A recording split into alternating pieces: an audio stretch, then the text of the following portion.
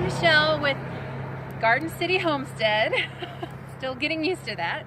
I'm doing my very first garden tour to let you guys see the house gardens and everything. And I will say this, I am super embarrassed about the way our gardens look right now because there's a lot of work that needs to be done, but there has to be a before so there can be an after. So let's say each one of these is planted out and has water lines going to it. So in the very front one we have yellow canna lilies, and in the second tier, and you can't see them right now, but planted back in there are lots of tulips and giant alliums. Look, Lucy, there's one coming up. I'm so excited. And look, there's a lot more coming up. Yay! This is the first time I've seen them come up. I can't wait to see them. All right, and then in the third row are rose bushes. Now, I don't know if the rose bushes are really going to survive, and I won't be totally terrified or sad if they all died because they're knockout roses and they drive me crazy. But we shall see.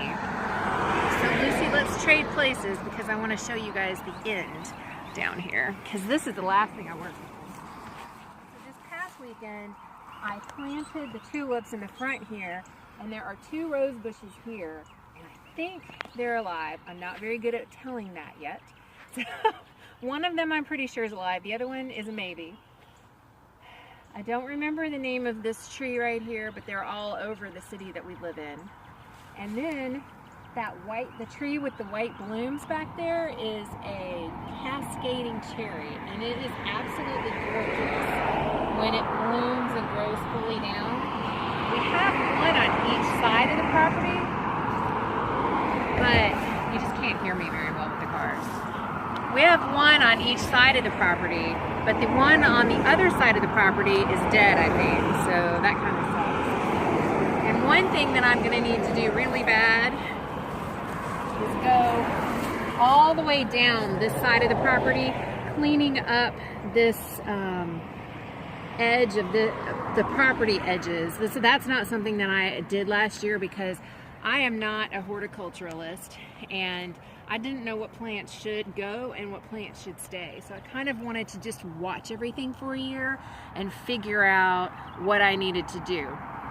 So I feel a little more confident now, and I'm starting to slowly but surely get into that mindset where I know what I'm doing. But I have like years and years and years to go before I really get there. So anyway, we will move to the next set, or the next area on our property. We're at our driveway, so you can see going all the way back here. And this is the best manicured flower bed on the property. So let's come take a look at this. Now you can see I have lots of weeds in here, but I have a ton of tulips planted all through in here where you see bare ground. That's one of the things I recently did. You can also see daisies dying back and irises in here. And once this grows in, you will see a ton of different colors of irises in here. And there is clover growing in here, but hey, I love clover. And this is the dead cascading cherry, which makes me really sad, but I see, oh, you know what? I see a couple of buds on it. Yay! Look, there's buds all up in here. So what that tells me is that I need to come in here and give this a hard prune, and with any branches that don't have any buds on them, and maybe we can save this tree. I'm excited. I did not see any buds back here the last time. I love these trees. All right, so we're gonna carefully climb out of this flower bed. There's a bunch of grass called Lorope, I think is the way you say it. It's got purple flowers on it in late summer. There's tons of it here, and you can see also there are little baby trees growing all in this. So last year I pulled out the taproot trees because those were pretty easy to get out. These I am gonna have to dig out, I think, because I wasn't able to get them out easily last year. But I did discover that pine trees are really easy to pull out. So let's come on, walk up a little bit further, and you can see that there's a ring of grasses, ornamental grasses around this tree. And I've tried to plant a few things around that tree and nothing's really taken. So I'm gonna have to figure out what's going on in here. There's lots of cast iron plants on this property. And around this mailbox, I have gotten through trade a whole bunch of pink frost impatiens. So I have a bunch of seeds for them. So when it gets a little bit later in the year, I'm going to be starting those so I can have pink, beautiful flowers. Look up our driveway. You can see that it really needs to be blown off badly. And the sad and pathetic thing is that I have a blower. I have not used it. And then if you pan up the side here, there are a lot of beautiful trees and well-established plants in here. I'm just not good enough at knowing what they are to know what to prune out and what not to prune out. So that's one of my goals for this year, is to figure out this whole space a little bit better, these borders with the neighbors. So come on, let's go back. This is a little further up our driveway. I have no idea what this is. First of all, I don't know what these bushes are, but they're in a circle. And there's nothing in the circle. So I just don't understand what these are here for. This is a mound of dirt. Literally, I have no other way to describe this. When I weed it, it looks like a big mound of dirt. And in the mound of dirt are a bunch of irises, including the most beautiful black iris I've ever seen. I absolutely love it. It's one of the last irises to bloom on our property. And in the middle, I have planted a pomegranate tree, which is so small, you might have to come in really close in order to see it. This is the pomegranate tree right here. Hopefully it takes. Now, one of the things that I know about pomegranate trees is that they require good drainage, which is why I chose this particular spot, because we live in South Carolina and it rains all the time. I wonder sometimes if this wasn't swampland in the past, because that's how wet this property is. We're kind of on a hill. So if you look down this way, you can see that it slopes down toward the road, and we constantly have runoff when it rains, which is fantastic. That means our property is draining and we're not holding tons and tons of water. And the plants love it here, so that's fantastic. So the next thing we're gonna do is walk across the front of the house, and you're gonna see that I have not pruned the bushes because I feel a little intimidated by these bushes. But this is also on my list of things to do. I'm gonna have to get a ladder and get out here and make it happen. So anyway, let's go take a look at these bushes. So this is a big camellia bush. Can you believe how gigantic this is? And then we have some boxwood. I do not know what that is, but I'm sure I've been told at some point in the past.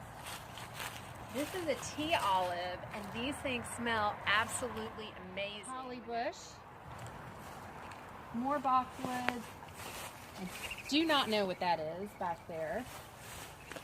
More boxwoods. And two more things I do not know what they are.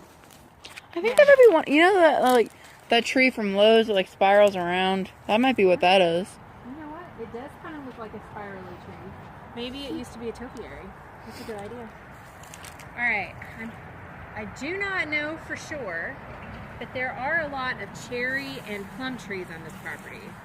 So I suspect. Are you filming right now? Yeah, it smells like a plum tree. Okay. So this is. Sorry, I had to check. That's okay. So this is either a cherry or plum tree, and it's got an amazing amount of fruit on it, or flowers anyway. Hopefully we get some fruit on it.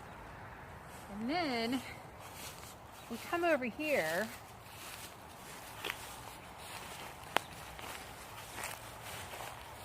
We have a dead plum tree. We have a half-alive plum tree. So look at the other side. There's several trees on this property that this has happened to, where literally down the half, one side is dead and one side is alive.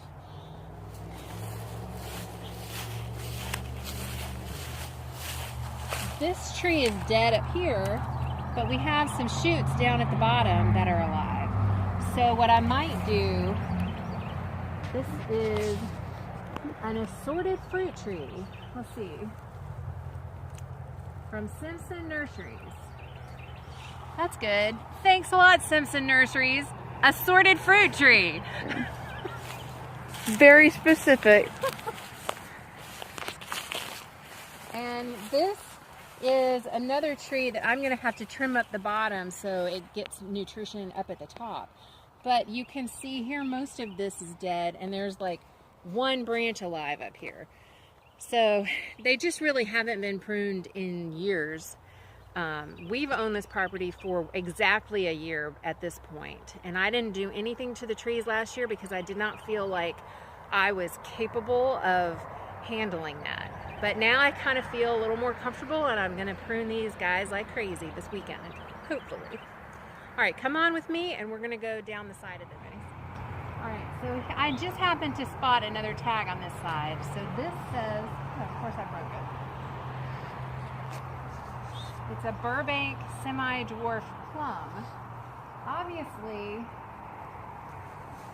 completely covered in maybe bindweed. I don't know. Something is covering this whole thing. And there is a lot of bindweed on this property. I feel that tag is just breaking all over the place. It's a good thing we have the video. So I'll have to come in and clean this one up because it's getting strangled out.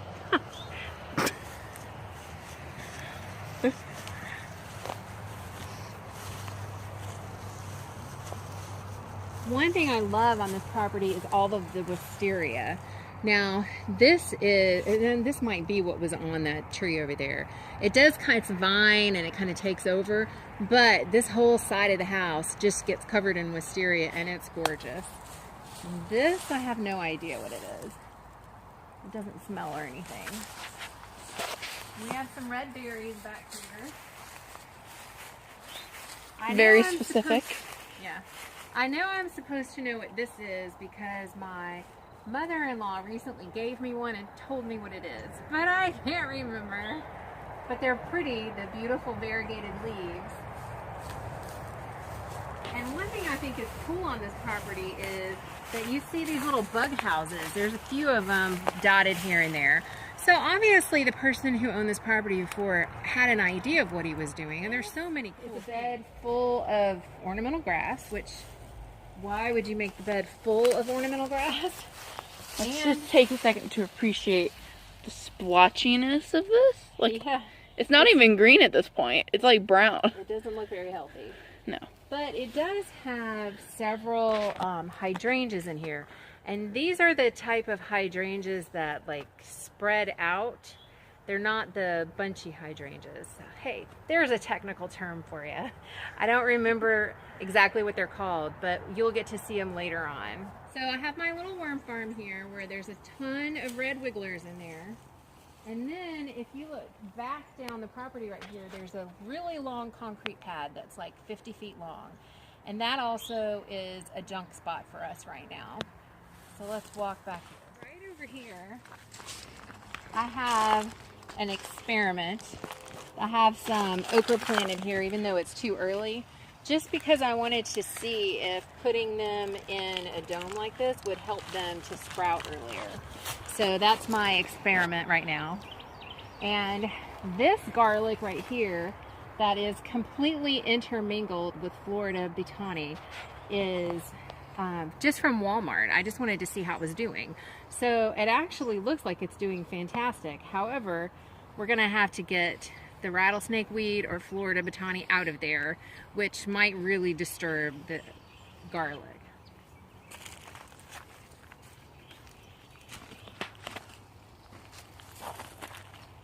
And this I'm super excited about. It's purple broccoli. So we're going to be able to harvest this pretty soon. I've got 2 big plants and there's a couple of little plants back there. So I'm going to be planting more purple broccoli in other places because here it's about time to get that in the ground. This actually has overwintered here from last year and is coming back up again. And we have a compost bin here, and then really just yard trash. Where does the broccoli come? Right here. This is the broccoli. That don't look like broccoli. It looks like a flower. Yeah, but it is broccoli. It's going to be neat. It'll make a big head, and then we'll come cut it off. And then these little shoots will shoot out extra broccolis. You see that? In between every single leaf, there's another little shoot. Kind of like Brussels sprouts. All right, let's go that way.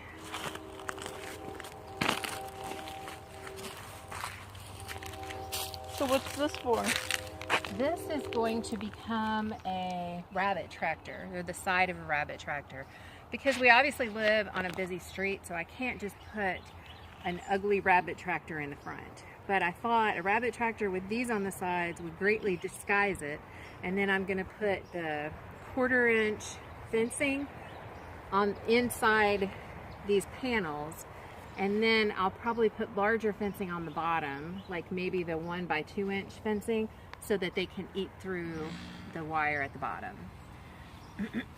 And then this is just more junk.